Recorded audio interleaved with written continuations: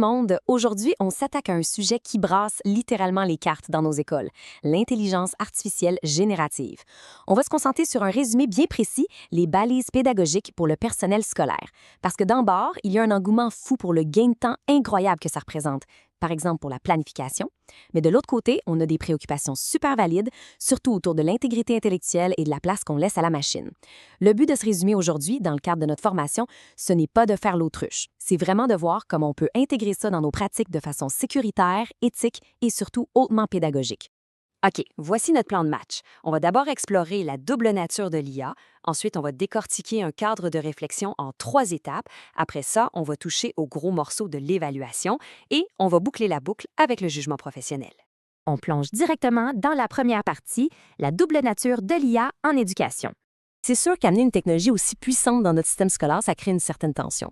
L'IA, on va se le dire, a une capacité d'assistance qui est assez phénoménale. Mais attention, elle soutient, elle ne remplace absolument pas la mission de base de l'école québécoise: instruire, socialiser et qualifier.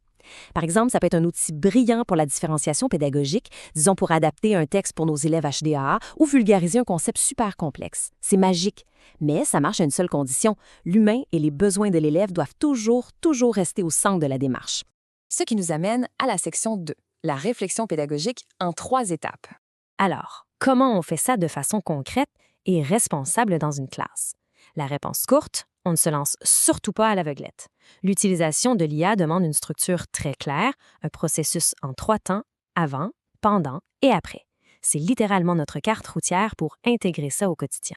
L'étape du avant, c'est vraiment le travail de fond. Avant même d'ouvrir une application avec les jeunes, il faut définir l'objectif. Qu'est-ce qu'on veut accomplir, au juste? Il faut aussi faire nos devoirs techniques, comme vérifier l'âge minimal requis par l'outil. Mais surtout, le point crucial, c'est d'en jaser avec l'équipe école. L'intégration de l'IA, ça ne devrait jamais se faire en silo dans son local. La concertation, c'est vraiment la clé pour avoir une belle cohérence partout dans l'établissement. C'est à ce moment-là qu'il faut se poser une vraie bonne question d'auto-réflexion tirée directement des balises pédagogiques. Est-ce qu'on a les compétences nécessaires pour choisir et utiliser l'IA générative de façon responsable? Ça prend une bonne dose d'humilité. Est-ce qu'on a la littératie numérique suffisante pour bien guider nos élèves là-dedans? Si on hésite, c'est pas grave du tout. C'est juste un petit drapeau rouge qui nous dit de peut-être aller chercher un peu de soutien ou de formation de plus avant de faire le saut avec les élèves. Ensuite, on tombe dans le pendant. Écoutez, l'IA, c'est pas un pilote automatique.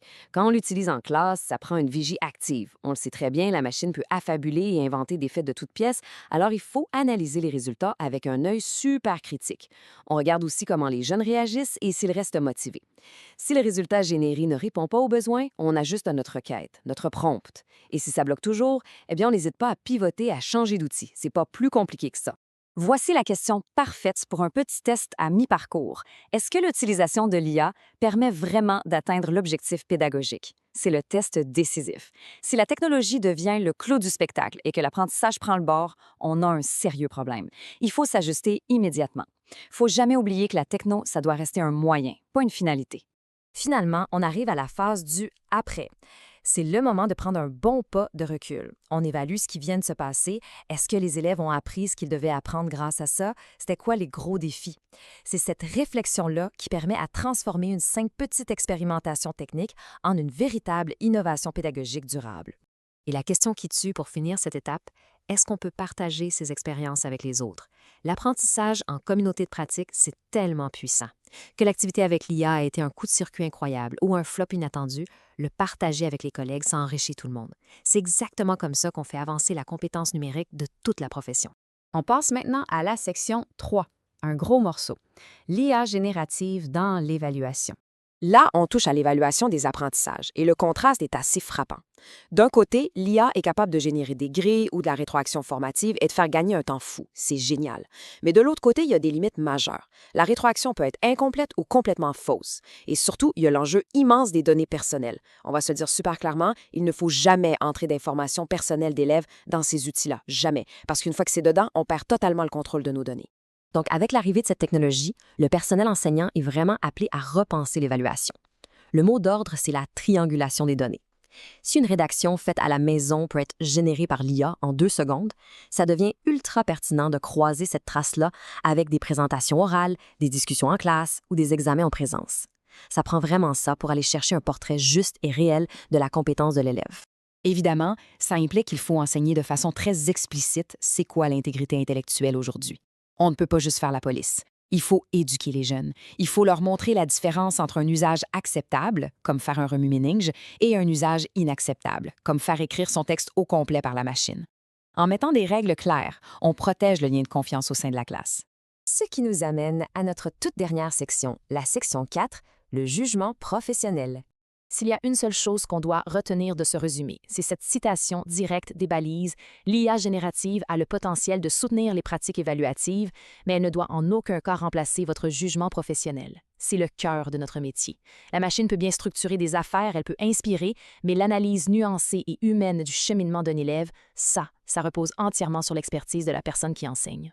Que ce soit pour planifier un cours, bâtir un élément ou vérifier une rétroaction, la personne devant la classe reste le filtre ultime.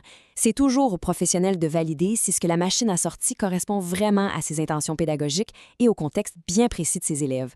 Dans le fond, c'est super simple. L'IA propose, mais c'est l'humain qui dispose. Et on va se laisser sur cette grande question de réflexion. Comment le personnel éducatif peut-il se servir de l'IA pour rehausser son enseignement, tout en préservant fermement le lien humain qui est au cœur même de la mission de l'école?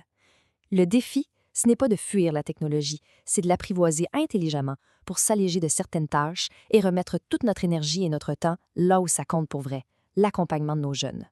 C'est une réflexion tellement stimulante pour l'avenir de nos écoles québécoises. Merci beaucoup pour votre écoute et bonne expérimentation.